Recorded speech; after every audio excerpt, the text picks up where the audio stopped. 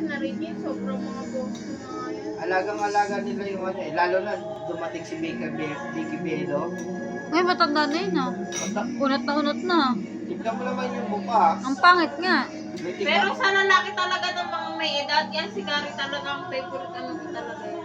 Kahit si Martin Tsaka tapos si Rivera. Regine. Oo. Si Regine yan. Si Regine naman pangit sa ano, pag walang makeup.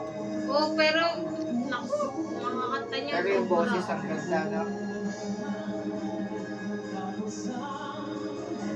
Mga may edad na kasi, mga 60 na, 60 plus na nga tayo mga kasinyo. Ganda ng boses yun eh. May sakit ngayon yan eh, si Gary. Patay na yan ah. Uy, gago!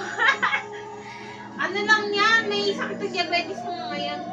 Si Gary, may mga diabetes na, may mga laya.